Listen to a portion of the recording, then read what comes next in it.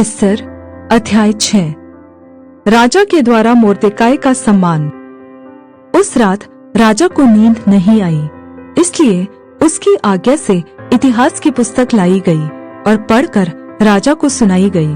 उसमें यह लिखा हुआ मिला कि जब राजा शयर्श के हाकिम, जो द्वारपाल भी थे, उनमें से बिगताना और तेरेश नामक 2 जनों ने उस पर हाथ चलाने की युक्ति की थी, उसे मोर्देकाई ने प्रकट किया था।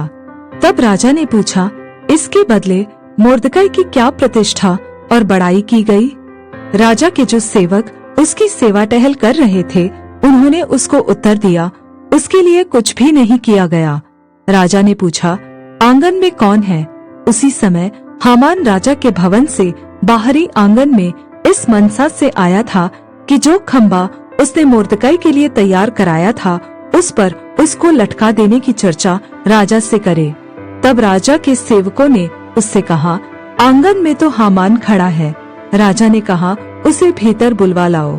जब हामान भीतर आया, तब राजा ने उससे पूछा, जिस मनुष्य की प्रतिष्ठा राजा करना चाहता हो, तो उसके लिए क्या करना उचित होगा?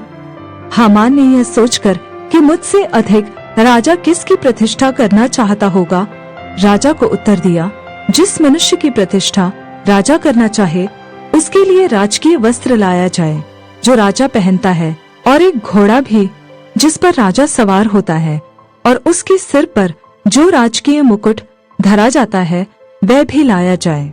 फिर वह वस्त्र और वह घोड़ा राजा के किसी बड़े हाकिम को सौंपा जाए, और जिसकी प्रतिष्ठा राजा करना चाहता हो, उसको वह वस्त्र पहनाया जाए, और उस घोड़े पर सवार करके नगर के चौक में उसे फिराया जाए, और उसके आगे आगे यह प्रचार किया जाए, जिसकी प्रतिष्ठा राजा करना चाहता है, उसके साथ ऐसा ही किया जाएगा।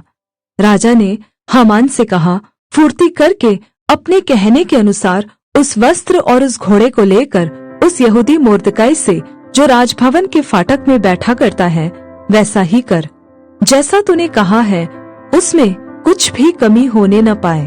तब हामान ने उस वस्त्र और उस घोड़े को लेकर मोर्देकाई को पहनाया, और उसे घोड़े पर चढ़ाकर नगर के चौक में इस प्रकार पुकारता हुआ घुमाया, जिसकी प्रतिष्ठा राजा करना चाहता है, उसके साथ ऐसा ही किया जाएगा।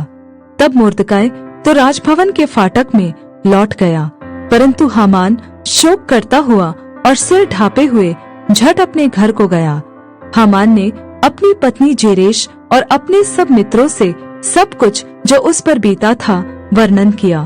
तब उसके बुद्धिमान मित्रों और उसकी पत्नी जेरेश ने उससे कहा, मोर्देकाई जिसे तू नीचा दिखाना चाहता है, यदि वह यहूदियों के वंश में का है, तो तू उस पर प्रबल न होने पाएगा, उससे पूरी रीति नीचा हो जाएगा। वे उससे बातें कर ही रहे थे कि राजा के खोजे आकर हामान को एस्तर के किए हुए भोज में फुर्ती से बुला ले गए।